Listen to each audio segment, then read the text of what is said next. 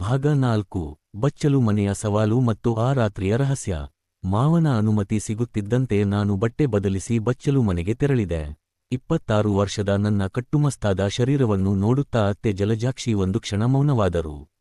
ಅವರ ದೃಷ್ಟಿ ನನ್ನ ಶರೀರದ ಮೇಲೆ ಹರಿಯುತ್ತಿತ್ತು. ಬೇಗ ಸ್ನಾನ ಮಾಡು ಎನ್ನುತ್ತಾ ಅತ್ತೆ ನನ್ನ ಮೈಮೇಲೆ ನೀರು ಸುರಿದು ಸೋಪು ಹಚ್ಚಲು ಶುರುಮಾಡಿದರು. ಅವರ ಮೃದುವಾದ ಕೈಗಳು ನನ್ನ ಬೆನ್ನು ಮತ್ತು ಎದೆಯನ್ನು ತಿಕ್ಕುತ್ತಿದ್ದಾಗ ನನ್ನ ಶರೀರದಲ್ಲಿ ಒಂದು ರೀತಿಯ ನಡುಕ ಉಂಟಾಯಿತು.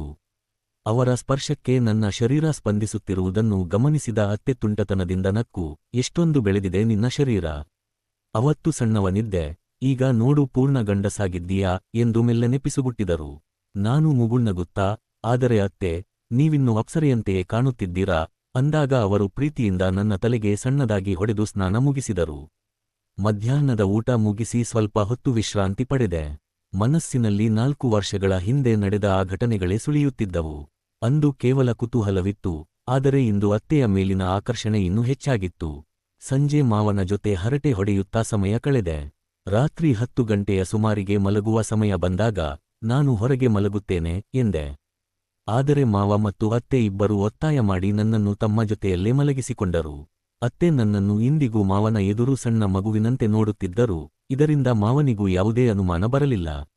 ನಾನು ಎಂದಿನಂತೆ ಅತ್ತೆಯ ಪಕ್ಕದಲ್ಲೇ ಮಲಗಿದೆ. ಅತ್ತೆ ನೈಟಿಯಲ್ಲಿ ಬಂದು ಮಲಗಿದರು. ಸುಮಾರು 15 ನಿಮಿಷಗಳ ನಂತರ ಅತ್ತೆ ಮಾವನಿಗೆ ಮೆಲ್ಲನೆ ಕರೆದರು. ಮಾವನಿಗೆ ನಿದ್ರೆ ಬರುತ್ತಿದ್ದರೂ ಅತ್ತೆಯ ಹಠಕ್ಕೆ ಮಣಿದು ಅವರ ಆಟಕ್ಕೆ ಸಾಥ್ ನೀಡಿದರು. ಇದೆಲ್ಲವನ್ನು ನಾನು ನಿದ್ರೆ ಬಂದವನಂತೆ ನಟಿಸುತ್ತಾ ಗಮನಿಸುತ್ತಿದ್ದೆ. ಮಾವ ಬೇಗನೆ ಸುಸ್ತಾಗಿ ನಿದ್ರೆಗೆ ಜಾರಿದರು, ಆದರೆ ಅತ್ತೆಯ ಕಾಮದ ಹಸಿವು ಇನ್ನೂ ಇಂಗಿರಲಿಲ್ಲ.